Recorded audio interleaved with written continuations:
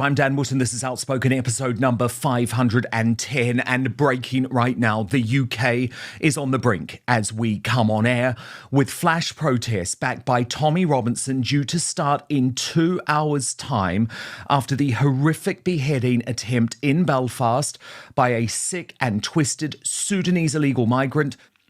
So welcome to the show, everybody. My name is Niall McConnell. I'm from Castlefin, County Donegal, broadcasting live here. I've spoken to people down in Belfast at the minute, and there is phenomenal things happening. Protestants and Catholics, like hard-line Protestants and Catholics, are meeting together and protesting against the invasion of Ireland. It's fantastic. This thing that I've been preaching about for well over a decade has come into pass. We have far bigger enemies at our gates.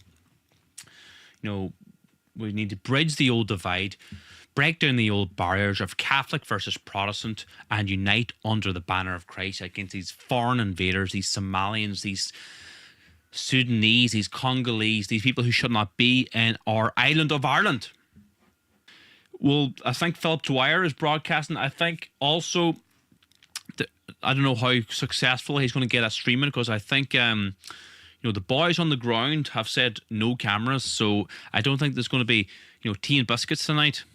People are very angry in Belfast. People are very angry in Ireland. For those of you who don't know, a Sudanese illegal migrant who should not have been in Ireland in the first place, now that we know, he travelled from Sudan to Paris, Paris to Dublin, travelled north to Belfast and claimed asylum, and he had a 5-year visa. I think this happened in 2023. So so what happened was a Sudanese migrant attempted to decapitate an Irishman. I think it was the New Lodge, a hardline Catholic area in Belfast, and we don't know how he's doing. Apparently he's in critical condition. Tried to decapitate him, gouge his eyes out.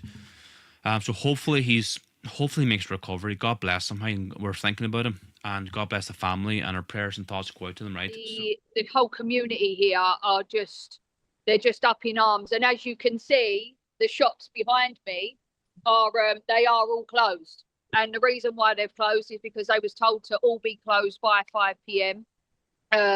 For safety of everybody getting home. And here I am now, and every single shop here, these are usually always open. I come here quite a bit, and they're all closed. There's a real tension in the air. You can actually feel it. I've been within the local communities, and Protestants and Catholics are uniting over this, and they're coming together, and they've had enough, because they've had enough of Sinn Féin welcoming in undocumented men and think it's okay to flood the local communities. So that's interesting, Sarah. And do you think there's going to be criticism that the likes of Danny Tomo, who is obviously Tommy Robinson allied, are coming over to join Northern Irish Patriots? Do you know what? I think obviously mainstream media will obviously criticise anybody who's come here. They'll criticise anyone who's at a protest. And let's face it, it's not going to be like protesting in England.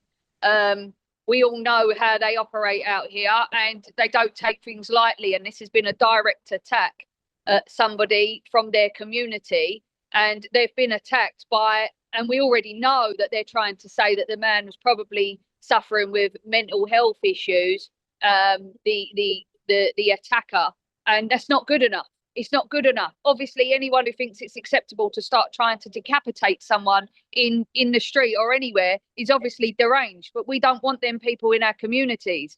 And the problem over here is they're being welcomed in, and there's no border to protect Northern Ireland. Southern Ireland is running rife, and they've had enough as well. So yes, there will be criticism, as we know, but to be fair, do we care about criticism? No, we don't. Do the communities out here care about criticism? No. And these shops being shut is a mark of respect to show we're happy for this to go ahead. We'll shut. Everyone's got home. Those that can be out on the streets will be out on the streets. And the police know that they're going to have a fight on their hands. Charlie, we will. And Sarah White, we will, of course, be watching closely your reporting if anything goes down while we are on air. Sorry, Dan, sorry to interrupt you there. Obviously, this is like protesting in England as well. So any live streamers that are thinking that they're coming over from England and think they're going to get clips and cuts and likes and earn a quick buck out of this, their phones will be taken from them. Cameras will be taken. There is no recording out here. Yes.